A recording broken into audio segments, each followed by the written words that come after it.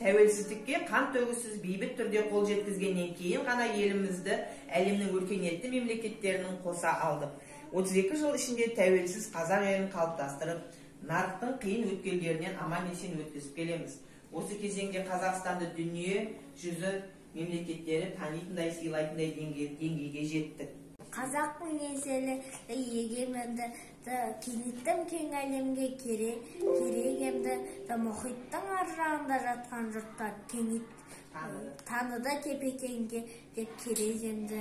Желтоқсан Қайрат, Ләззат, Сабира құрбаны болған саланың.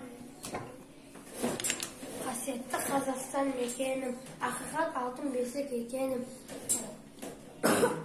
Елім, жерім, отаным, бақ дәулетім, болашағым өркен, өнер білім өркенім. Жақсы балалар, олай болса, біз мына жерде сұрақтар жасырылған, әрқайсымыз кез келген сұрақты таңдаймыз. Сол сұрақтың астында мінекей QR код берілген, сол QR кодты ашсақ, сұрақтар жасырылған, сол сұрақтарға жауап береміз, е?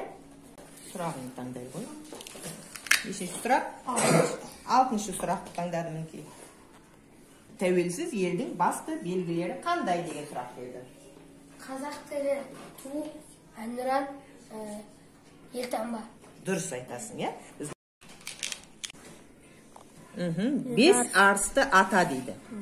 Ахмет Байтұрсынұлы, Жүсіпбек Аймауытов, Шәкәрім Құдайбергенұлы, Мағжан Жұмабаев, Міржақып Дулатов, Жүсіпбек Аймауытов. Жақсы, жарайсын, отыра қойып келеді. Таңдайсын. 5-ші. 3 бәйтеректі ата неге олай? 3 бәйтеректі ата дейді. Ильяс Жансүгенов, Сәкен Сейфуллин, Бейімбет, Майлин.